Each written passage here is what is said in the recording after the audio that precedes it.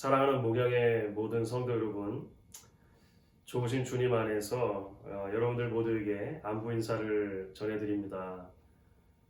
지난 주간에 우리 성도님들과 통화를 하는데 저희 교회에서 가장 연세가 많으신 한 권사님께서 제게 이런 말씀하셨습니다.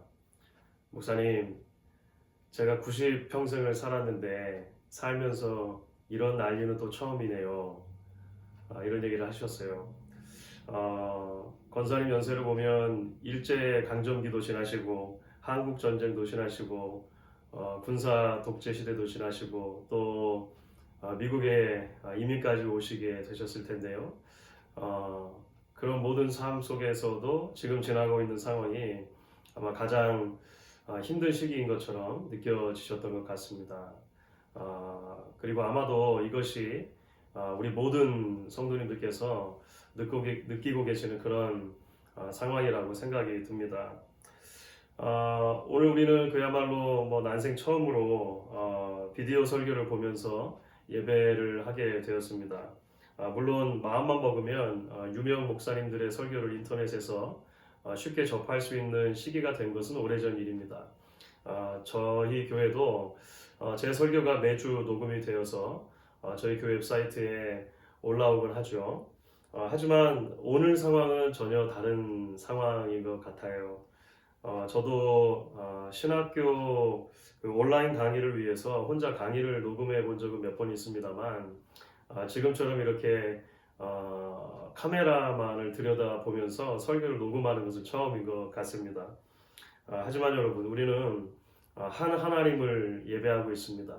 한 하나님께서 저희를 불러서 지금 예배하고 계신다, 예배하도록 하신다라고 저는 그렇게 믿습니다.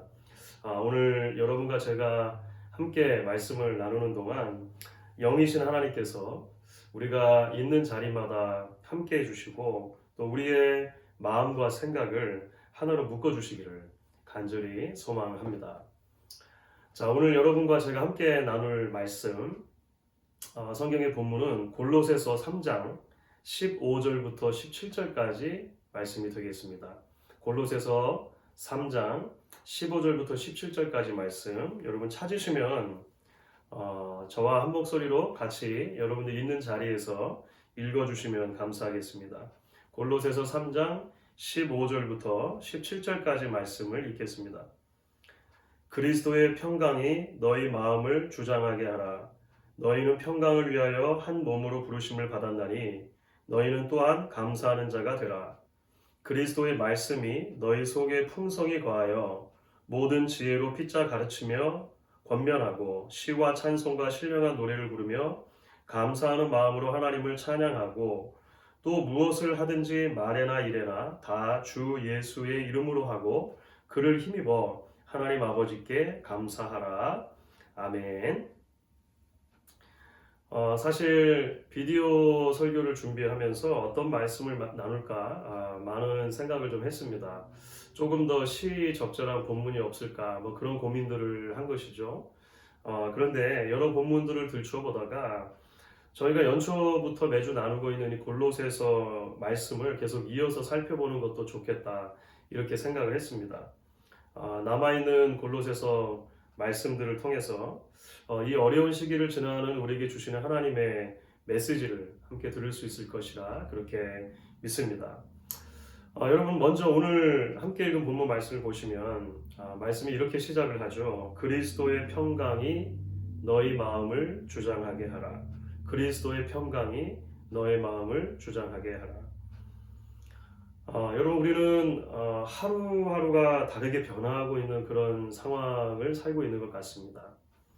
펜실베니아 주에 첫 번째 신종 코로나 바이러스 확진자가 생겼다는 뉴스를 듣고 나서 생필품을 제외한 모든 종목의 비즈니스를 다 닫아야 한다라고 하는 행정명령이 떨어지기까지 걸린 시간은 사실 고작 2주 정도밖에 되지가 않습니다. 그야말로 매일매일 급격하게 변하고 있는 상황 속에 저희가 놓여져 있다는 것을 피부로 체감하고 있는 것 같습니다. 그래서인 것 같아요. 이제는 안녕하십니까? 요즘 별일 없으십니까? 라고 하는 그런 인사가 예사롭지 않게 들리는 시기인 것 같습니다. 물론 우리는 이전에도 서로 만나면 안부를 물으면서 안녕하세요, 뭐 요즘 어떻게 지내세요? 이렇게 인사를 했었죠. 그런데요, 이제는 묻는 사람이나 대답하는 사람이나 이 인사가 그냥 들리지만 않는다는 것이죠. 저절로 앞에 아이고, 뭐 아유 이런 표현들이 붙는 것 같아요. 저도 우리 성도님들께 전화를 드리면 아이고 요즘에는 어떻게 지내세요? 이렇게 묻게 되는 것 같습니다. 제게 전화를 주시는 많은 성도님들도 아유 목사님 요즘 어떻게 지내세요? 괜찮으세요? 이렇게 말씀들을 하시는 것을 듣게 됩니다. 그래서 여러분 이 아침에 그리스도의 평강이라고 하는 말이 그 어느 때보다도 절실하게 저에게 와 닿는 것 같습니다. 그리스도의 평강. 그리스도의 평강이라고 하는 말은 무슨 의미가 있을까요? 그리스도의 평강이라는 말 속에는 먼저 그리스도께서 누리시는 평강이라는 의미가 포함되어 있을 것입니다. 여러분 지난주 가정예배 본문으로 저희가 함께 나눴던 누가복음 8장 말씀 기억하시죠? 예수님과 제자들이 배를 타고 건너가는 갈릴리 호수에 큰 풍랑이 일었습니다. 미친 듯한 바람이 배를 뒤흔들죠. 넘실대는 파도가 금방이라도 배를 집어삼킬 것만 같은 그런 상황이었습니다. 그러니까 제자들이 혼비백산하는 것이 당연했겠죠. 그런데 그때 예수님은 뭘 하고 계셨는지 기억나십니까? 그렇죠. 예수님은 주무시고 계셨습니다. 예수님은 그 배 안에서도 자고 계셨다라고 하는 거예요. 여러분 어떻게 이것이 가능했을까요? 여러분 이건 우리가 현실이 너무 힘들고 어려울 때 그것을 잊어버리기 위해서 깊은 잠에 빠져드는 것과는 좀 다른 종류의 것입니다. 이것은 예수님 안에 있는 평강과 관계된 것이죠. 예수님 안에는 그 어떤 상황도 빼앗아갈 수 없었던 평강이 있었다라고 하는 것입니다. 불어오는 광풍이 앗아갈 수 없는 그런 종류의 평안이죠. 넘실대는 파도가 빼앗을 수 없는 그런 종류의 평안입니다. 그야말로 절대적인 평안이라고 할 수 있는 것이죠. 나아가서 여러분, 그리스도의 평강이라는 말 속에는 또한 그리스도께서 주시는 평안이라고 하는 의미도 포함되어 있을 것입니다. 여러분, 예수님은 말씀드린 것처럼 절대적인 평안을 그 내면에 누리실 뿐만 아니라 자신이 가진 평강을 제자들에게 나누어 주시는 것을 기뻐하시는 분이십니다. 평안을 너희에게 끼치노니 곧 나의 평안을 너희에게 주노라. 내가 너희에게 주는 것은 세상이 주는 것과 같이 아니하리라. 너희는 마음에 근심하지도 말고 두려워하지도 말라. 이것이 요한복음 14장 27절 말씀인데요. 예수님의 죽음을 앞두고 근심과 염려와 두려움 가운데 빠져있는 제자들에게 주신 말씀입니다. 예수님이 부활하신 후에 예수님이 다시 살아나신 것을 믿지 못한 채 두려움 가운데 제자들은 문을 꽁꽁 걸어 잠그고 어떤 한 방에 모여 있었습니다. 그때도 예수님께서 제자들에게 나타나셔서 같은 말씀으로 위로를 해주시죠. 너희에게 평강이 있을지어다. 주 안에 사랑하는 여러분, 안녕이라고 하는 단어가 예사롭게 들리지 않는 시기이지만 평안이라고 하는 단어가 이전처럼 들리지 않는 그런 시기이지만 우리 모두가 흩어진 교회가 되어서 하나님을 예배하는 이 시간 저와 여러분이 그리스도의 평강을 맛볼 수 있게 되기를 간절히 소망합니다. 우리의 매일매일을 그리스도의 평강이 붙들어 주시고 지켜주시기를 주의 이름으로 간절히 축원합니다. 자 여러분, 우리가 그런데요, 오늘 바울이 골로새 교인들에게 전하는 이 평강의 메시지 속에 또 다른 하나의 독특한 부분을 나눌 수 있으면 좋겠습니다.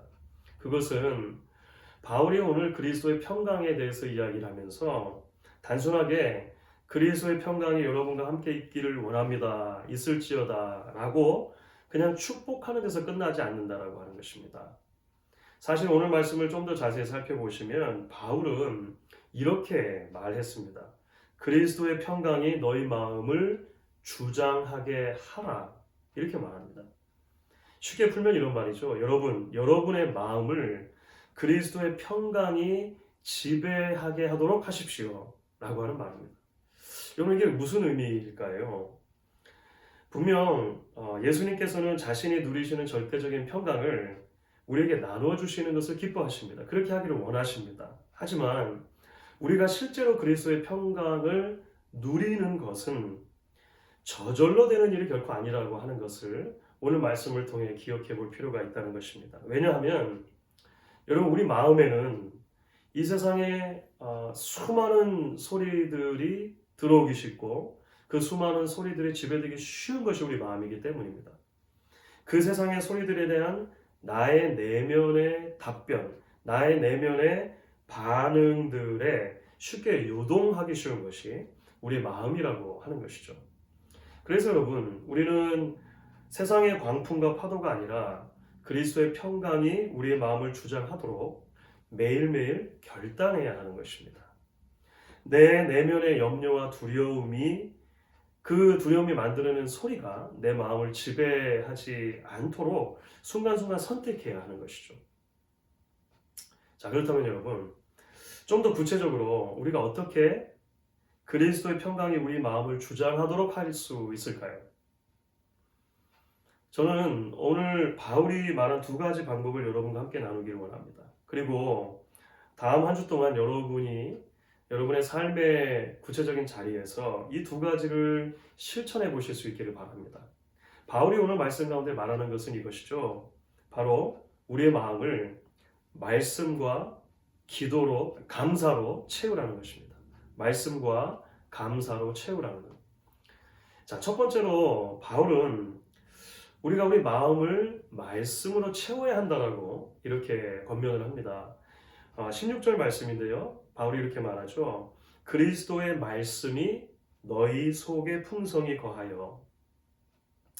자, 여러분, 말씀드린 대로 우리가 평강을 빼앗기는 이유가 뭐냐면 평강이 있어야 할 마음에 다른 것들이 들어와서 자리를 잡기 때문입니다. 여러분, 하루에도 바이러스와 관련된 수많은 뉴스들이 쏟아지죠. 그 사이로 미국 의료 시스템에 관한 이야기라든지 정치와 관련된 이야기라든지 또 경제적인 전망과 관련된 이야기라든지 이런 수많은 정보들이 우리에게 쏟아지는 시기를 살고 있습니다. 유익한 정보도 물론 많이 있습니다. 그런데 여러분, 그만큼 가짜 뉴스도 많고 또 과장된 뉴스도 많이 있는 것 같아요. 여러분, 한국에서 이런 일이 있었다고 합니다. 어느 목사님이 목회하시는 교회에 전화가 왔습니다. 누구시냐고 물어보니까 신문사 기자라고 하는 거예요. 용건이 뭐냐고 물었더니 그 신문사 기자가 이렇게 이야기를 하더라는 겁니다. 목사님 교회에서 정부의 권고사항에도 불구하고 계속 예배당에 모여 예배를 드린다고 하는 투서가 들어왔습니다. 그래서 한번 이 일로 인터뷰를 하려고 하는데 가능하실까요? 이런 얘기를 하더라는 거예요. 그런데 실제로 이 목사님 교회는 이미 몇 주 전부터 모든 예배를 온라인으로 드리고 있었다라고 하는 거예요. 그러니까 교회가 사회의 지탄이 되는 것을 누구보다도 두려워했고 우려했고 그래서 적극적으로 동참하고 있었다고 하는 것이죠. 근데 그런 상황에서 이런 연락을 받으니까 참 기가 막히기도 하고 허탄하더라 이런 이야기를 하시는 것을 들었습니다. 여러분, 저희 필라델피아에서도 마찬가지죠. 지난 주간 동안에 필라델피아 어느 교회에서 여러 명의 확진자가 나왔다더라 라고 하는 이런 확인되지 않은 뉴스가 잠깐 돌았던 적이 있었습니다. 사랑하는 여러분, 물론 우리는 정확한 정보와 지식을 위해서 뉴스에 귀를 기울여야 할 것입니다. 그러니까 제대로 알아야 할 것들을 알아야겠죠. 하지만 여러분, 뉴스가 우리의 마음마저 지배하도록 내버려 두어서는 안 될 것입니다. 그 뉴스가 만들어내는 염려와 근심과 두려움에 우리의 마음을 빼앗기지 않도록 해야 하는 것이죠. 그것을 위해서 가장 효과적인 방법이 무엇일까요? 그것은 우리의 마음을 말씀으로 계속해서 채우는 것입니다.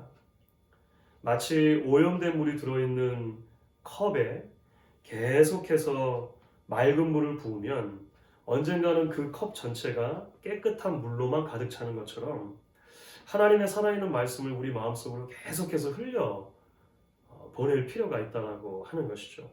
여러분, 그래서 다음 한 주간 동안 우리가 이것을 연습할 수 있으면 좋겠습니다.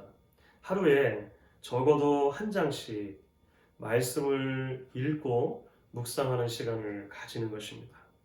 여러분들 큐티 교재를 따라서 요한복음을 묵상하시는 것도 좋겠습니다. 또 시편 말씀을 한 편씩 한 편씩 묵상해보는 것도 유익이 될 것입니다. 그리고 그 말씀을 읽고 묵상하는 가운데 위로와 도전과 은혜가 되었다면 그 부분을 적어두었다가 가족과 함께 또 우리 구역원들과 함께 나눠보는 것은 어떨까요?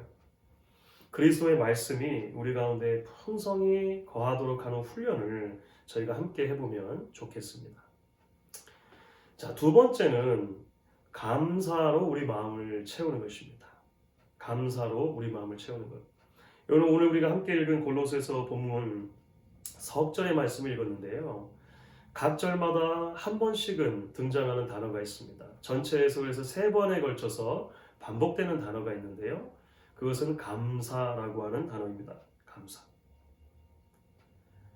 그리스도의 평강이 우리 마음을 주장하도록 하는 데 있어서 말씀과 더불어 이 감사의 역할이 대단히 중요하다고 하는 것입니다. 여러분, 한국에서 가정사역으로 유명한 한 목사님이 얼마 전에 글을 하나 올리셨습니다.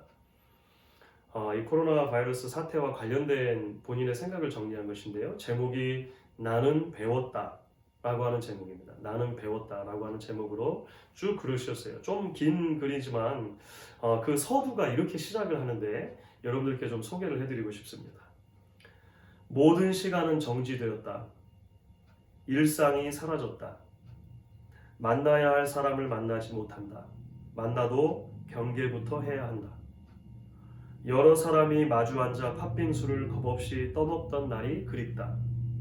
가슴을 끌어안고 우정을 나누던 날이 또다시 올 수 있을까? 한숨이 깊어진다. 비로소 나는 일상이 기적이라는 것을 배웠다. 기적은 기적처럼 오지 않는다.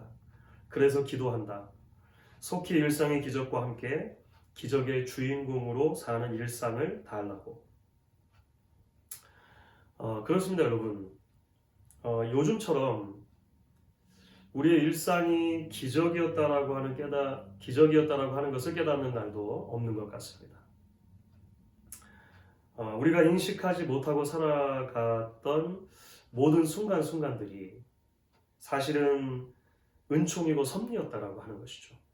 사랑하는 여러분, 몇 주 전 말씀드렸던 것처럼 우리는 지금 지나고 있는 유익의 시간들을 낭비하지 말아야 할 것입니다. 무엇보다도 코로나 바이러스가 온통 뒤흔들어 놓은 우리의 일상을 마주 대하면서 하나님이 우리에게 베풀어 주셨던 삶의 소중함을 다시 한번 기억하는 그런 순간들이 되어야 할 것입니다. 힘든 가운데서도 감사의 제목을 찾고 나누는 시간, 그래서 이 어려운 속에서도 참된 소망으로 서로를 위로하는 그런 시간들이 되어야 할 것이다 생각을 합니다. 여러분, 다음 한 주간 동안 이렇게 연습을 해보면 어떨까요? 작은 감사 노트를 하나 만들고 하루에 적어도 3가지씩 감사의 제목을 한번 적어보는 것입니다. 그동안 우리가 잊고 있었던 일상에 대한 감사의 제목들, 또 지금 지나고 있는 상황 속에서도 우리가 하나님 앞에 발견하는 감사의 제목들, 앞으로 주실 것들을 기대하며 하나님 앞에 감사로 미리 나아가는 제목들, 이거 한번 적어보면 어떨까요? 그것을 가족과 함께 나누고 또 괜찮다면 구역원들과 우리 성도님들과 함께 나누어 보는 것은 어떨까요? 여러분, 전염되는 것은 바이러스나 두려움뿐만이 아닙니다. 감사도 전염이 됩니다.